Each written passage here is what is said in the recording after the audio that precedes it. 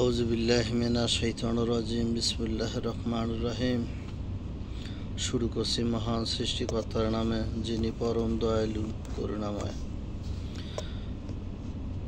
সম্মানিত ভিউয়ার্সগণ, প্রতিদিনের মতো আজ আবারও একটা আমল নিয়ে আসলাম।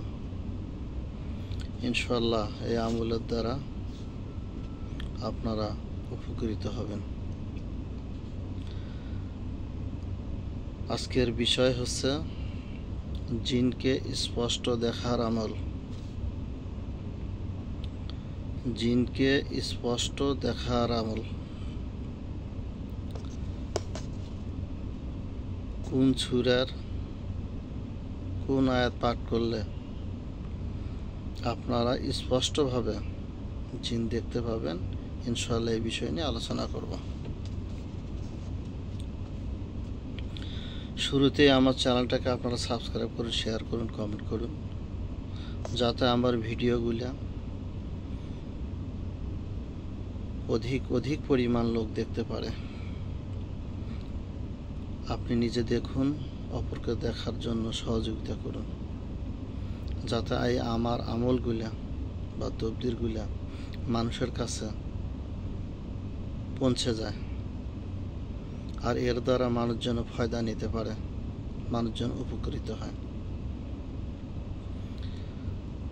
আর যারাই আমার চ্যানেলকে সাবস্ক্রাইব, শেয়ার, কমেন্ট করবেন, তারাই শুধু আমার আমল দ্বারা উপকৃত হতে পারবেন। তাছাড়া অন্য কেউ এই আমল দ্বারা উপকৃত হতে পারবেন না। আজকের বিষয় হচ্ছে জিনকে স্পষ্ট দেখার আমল। বিশেষ করে যারা মুতাব্বির আছেন, আলেম ওলামা, কবিরাজ, যারা জিন জাদু আক্রান্ত ব্যক্তিদের চিকিৎসা করে থাকে, আমরা অনেক সময় রোগীর উপর জিন হাজির করার চেষ্টা করি। কোনো কারণে ওই জিন রোগীর শরীরে হাজির করা সম্ভব হয় না বা আসে না। তাহলে ওই জিনকে কিভাবে দেখতে পাওয়া যাবে, ওই জিনটাকে কিভাবে স্পষ্ট আকারে দেখা যাবে, সেটা তুলা রাশির মাধ্যমে হোক বা আক্রান্ত ব্যক্তির মাধ্যমে হোক বা কোনো মানুষের চোখ খুলে চিকিৎসার সময় হোক। আক্রান্ত ব্যক্তি দেখা যায় দূর থেকে জিনে ডিস্টার্ব করে, শরীরে আসে না। আবার জিনের শরীরে হাজির হয়, কিন্তু কবিরাজ যখন আসে ওই জিনটা পালিয়ে যায়। ওই জিনটা আর এমন জাদু করে রাখে, আর ওই রোগীর শরীরে আনা সম্ভব হয় না। ওই জিনটাকে আপনারা কিভাবে দেখতে পাবেন স্পষ্ট আকারে? যদি আক্রান্ত ব্যক্তি হয়, জাদুগ্রস্ত ব্যক্তি হয়, শুধু জিন দেখা যাবে তা না, এই আমলের মাধ্যমে জাদুও দেখা যাবে। কি কি জাদু করা আছে তাও দেখতে পাবেন। রোগীর চোখ বন্ধ করে, রোগীর চোখ খুব বন্ধ করবে, দু হাত মুষ্টি করে চোখ বন্ধ করবে। আর আমরা যে সমস্ত আয়াত দ্বারা জিন হাজির করি, সেই আয়াতগুলো বারবার পাঠ করতে থাকব। এতে জিন হাজির হলে আলহামদুলিল্লাহ আপনি জিনের সাথে সওয়াল জবাব করতে পারবেন।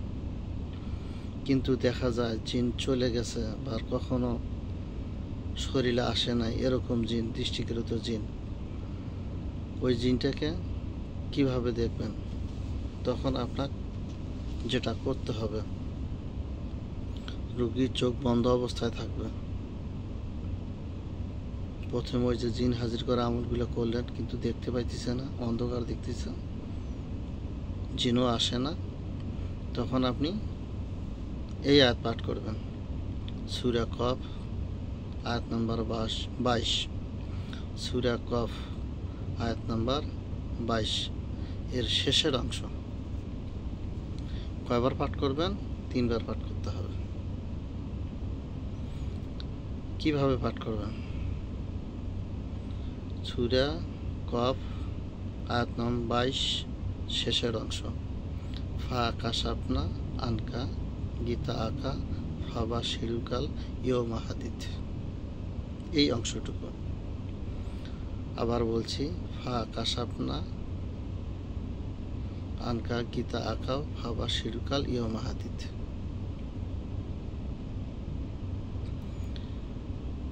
এই আয়াতটা 3 বার পাঠ করবেন। এই অংশটুকু একবার পড়বেন, ওই রোগীর চোখে বন্ধ চোখ থাকবে, চোখের প্রতি দৃষ্টি রেখে ফু দেবেন।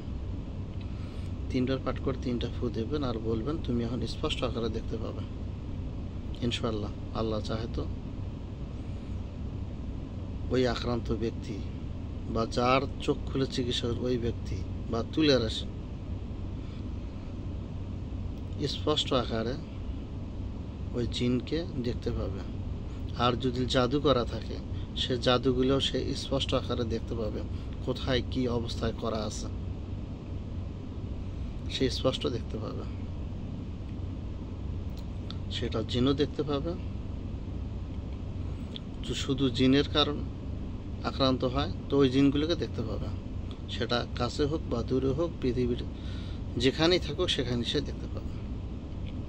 আর যদি জাদু করা থাকে সে জাদুও দেখতে পাবে। আজকের আমল এটাই ছিল। আশা করি এর দ্বারা আপনারা উপকৃত হবেন। আমার জন্য দোয়া করবেন, আমি যেন আপনাদের খেদমতে থাকতে পারি। এখানে শেষ করলাম। আসসালামু আলাইকুম ওয়া রাহমাতুল্লাহ, ফি আমানিল্লাহ।